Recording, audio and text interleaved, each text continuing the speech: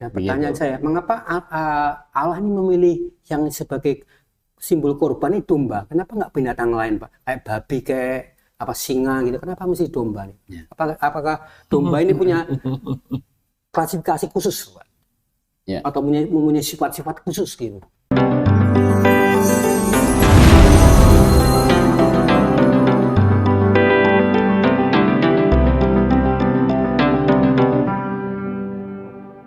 Baik, selamat malam saudara yang dikasihi Tuhan Yesus Kristus. Malam hari ini seperti biasa, saya ditemani oleh Pak Gembala Kurnia dan Yakin Yusias. Ya. Selamat malam Pak Kurnia, Pak Gembala. Malam, Pak Riko. Pak Yusias. Malam hari ini saya akan coba mengajak kita berdiskusi tentang satu tema yang menurut saya di dalam internal orang Kristen sendiri itu cukup familiar, Pak. Dan memang orang Kristen pasti tidak asing dengan kata ini, yaitu tentang domba korban. Karena memang Alkitab sering sekali menyebut atau menggunakan istilah ini dan mengenakannya kepada Yesus Kristus.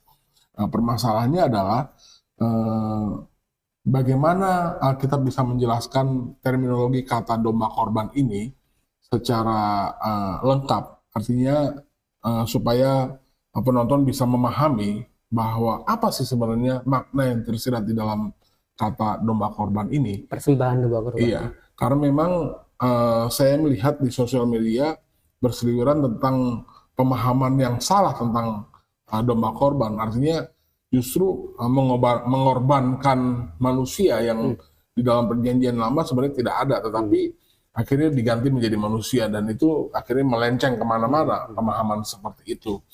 Saya kepengen bahwa semua yang menonton di acara channel podcast kebenaran ini, mereka mendapatkan edukasi yang baik, yang sesuai dengan Alkitab. Saya berharap mereka bisa memahami itu. Baik, Pak Kurnia, kata domba korban itu kan seringkali disematkan kepada Yesus Kristus, gitu loh. Yang kita sama-sama meyakini bahwa dia adalah Allah yang menjadi manusia. Mengapa Yesus Kristus sering dijuluki sebagai domba korban atau anak domba Allah, kan gitu? Domba Paskah. Iya. Dan demi kepentingan apa kata itu disematkan kepada Yesus Kristus? Silakan Pak Kurnia. Iya, sebenarnya terminologi domba korban itu kan berarti domba itu jadi korban gitu. Iya. Maksudnya kenapa disebut korban? Karena dombanya ini sebenarnya tidak punya salah apa-apa, Bahkan tidak mengerti apa-apa. ya tidak mengerti apa-apa, jadi dia dibunuh nggak salah kan gitu. Jadi maka disebut jadi domba korban. Ini sebenarnya terminologi domba korban ini tujuannya ini adalah Tuhan pertamanya itu yang mendengar pertama kali tentang bagaimana harus berkorban itu bukan Abraham. Oh, gitu. Oke. Jadi lantas siapa, Pak? Yang paling pertama kali dengar tentang pengorbanan domba, pengorbanan binatang ini sebenarnya adalah Adam dan Hawa. Karena mereka orang yang pertama kali jatuh ke dalam dosa. Mereka pertama kali jatuh ke dalam dosa, dan lewat pengorbanan domba inilah sebenarnya Tuhan mau mengajar mereka tentang bagaimana cara manusia itu diselamatkan dari dosa. Jadi karena upah dosa kan adalah maut. Iya. Adam dan Hawa sudah melanggar, maka mereka harus sebenarnya mereka harus jadi korban, harus menanggung hukuman, konsekuensi hukuman, Pak, ya? maut itu. Tetapi Allah akhirnya menjanjikan juru selamat kepada mereka, dan Allah sendiri langsung mendemonstrasikan bagaimana sebenarnya nanti juru selamat itu akan jadi korban dosa mereka. Kalau kita baca di Kejadian pasal 3 ayat 21, ini setelah jatuh ke dalam dosa. Silakan. Dan Tuhan Allah membuat pakaian dari kulit binatang untuk manusia dan untuk istrinya itu. lalu mengenakannya kepada mereka. Ya, jadi kalau binatang itu diambil kulitnya, berarti binatangnya ini mati tidak? Ya, harus disembelih. Ya, mati disembelih, Iya. kan gitu. Jadi penyembelihan korban binatang itu sebenarnya Allah sendiri yang pertama kali mendemonstrasikan kepada Adam dan Hawa. Karena Adam melakukan dosa tadi, Pak. Adam melakukan dosa, ya kan? Nah, sebelum ada pengorbanan ini, binatang ini dikorbankan, sebelumnya Allah memberikan janji kalau di Kejadian 3 ayat 15 itu, coba dibaca. Ini sebelum apa Allah menyembelih hewan Sebelum kurban ya. menyembelih binatang ini, Ya. Aku akan mengadakan permusuhan antara engkau dan perempuan ini, antara keturunanmu dan keturunannya. Keturunannya akan meremukkan kepalamu dan engkau akan meremukkan tumitnya. iya. Jadi korban domba ini sebenarnya bukan ingat, saya bilang bukan ingat Abraham menyembelih, mempersembahkan korban Ishak, bukan. Abraham sendiri itu biasa melakukan pengorbanan domba karena ini adalah iman yang diajarkan dari sudah turun temurun, Dari mulai Adam, dari mulai Adam. Gitu. turun temurun. Nah, Adam ini diajar oleh Allah untuk apa? Agar Adam ini beriman percaya kepada tadi keturunan perempuan yang akan meremukkan kepala si ular itu. Nah, keturunan perempuan yang meremukkan keturunan si ular itu Juru selamat. juru selamat. Iya. Dan di Perjanjian Baru menjadi jelas ya Yesus Kristus kan gitu, yang lahir dari perawan Maria. Nah, tetapi sebelum juru selamat itu datang untuk menjadi korban dari dosa manusia, maka orang yang hidup sebelum Tuhan Yesus datang, mereka untuk diselamatkan itu harus beriman kepada juru selamat yang akan datang. Begitu. Nah, jadi Abraham melakukan persembahan korban itu sebenarnya untuk mengingat Akan janji Allah. janji Allah yang akan datang yang sudah dijanjikan kepada Adam dan Adam. Hawa. Pertama yang dengarkan Adam. Ya. Nanti memang diulang juga kepada Abraham. Melalui keturunan Abraham, lewat Sarah, semua bangsa di bumi akan beroleh berkah.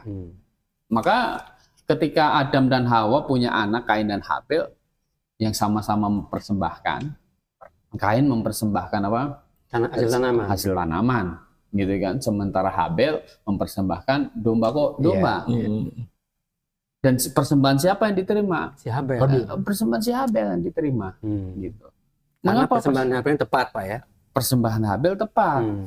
Persembahan Habel itu, Habel ketika mempersembahkan itu Domba. berarti Habel itu dia adalah beriman kepada juru selamat yang akan datang, yang akan jadi korban dosanya. Padahal kan gini loh Pak, logikanya seharusnya itu kan jadi benar. Karena kenapa? Kan si Habel itu kan sebenarnya karena dia peternak ya dia korbankan hasil usahanya dia. Karena Habel peternak itu ya. Iya. Lalu si Kain kan itu kan petani. Dia kan ya korbankan apa yang dia punya. Ya, itu sama-sama berkorban. betul. Kan, begitu, Pola kira-kira. pikir manusia seperti itu kan, pola pikir kita. Lalu apa yang membuat Allah tidak suka terhadap persembahan Kain tetapi dia suka terhadap persembahannya Habel? Ya, kalau kita melihat di coba Kejadian 4 ayat 4 itu.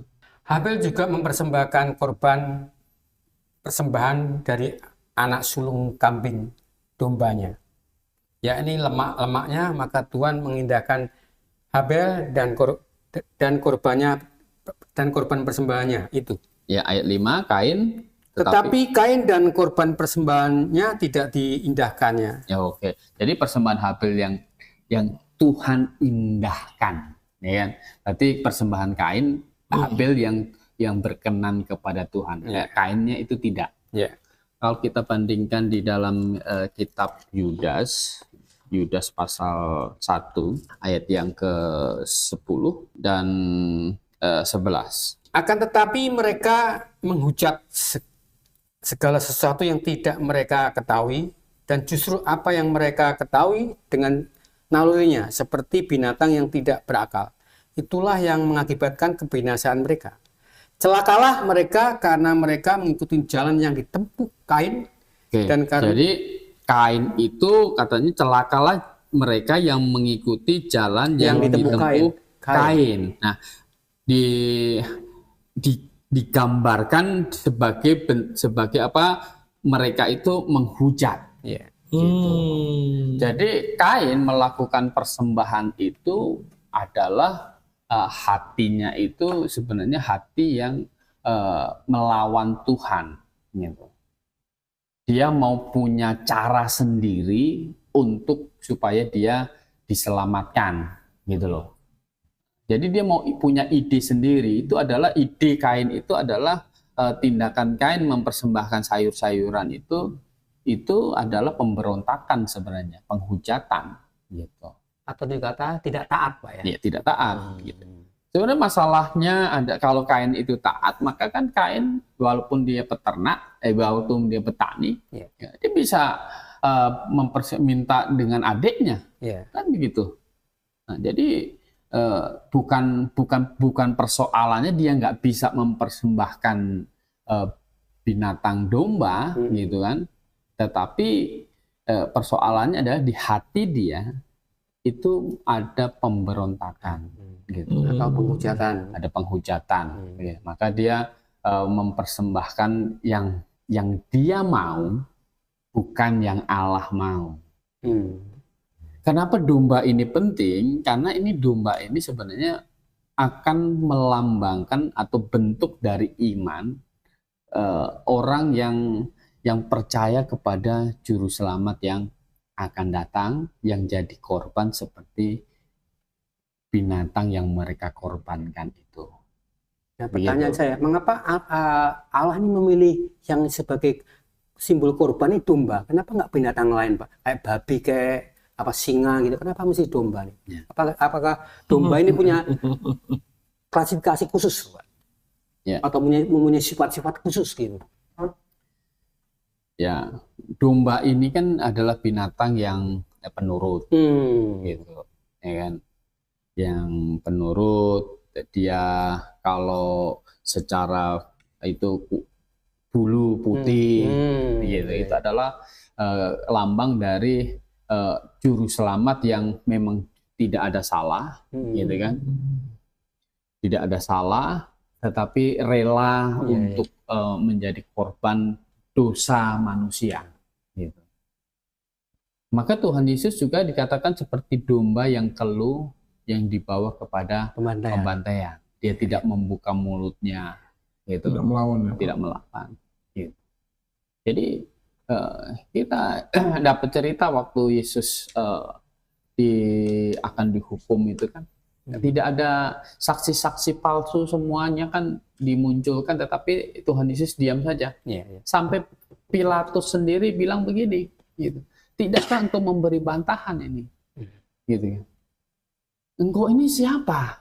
Gitu. Raja orang Yahudi kah? Gitu. Tuhan Yesus jawab, engkau sudah mengatakannya. Gitu. Padahal dengan klaim dia adalah Mesias, Raja orang Yahudi, inilah sumber dari tuntutan orang Yahudi itu. Kok ini nggak mau, menurut pikiran Pilatus ini, kenapa ini kok mau dihukum mati, gitu kan? Tapi tidak melakukan pembelaan. Gitu. Ini seperti domba yang keluh yang dibawa kepada pembantaian. Begitu. Ya manut saja, nurut saja, Pak ya. Jadi cerita pengajaran domba korban ini adalah bukan diawali dari setat Abraham, salah. Atau itu dipotong domba itu supaya bisa kemudian bangsa Israel itu bisa bagi-bagi daging ke sesama, begitu. Tidak. Nggak ada urusan ke situ ya, Pak? Tidak ada urusan ke situ. Karena itu ada waktu penyembelihan domba korban itu ada makna teologisnya, Pak ya, ada makna rohaninya, Pak ya.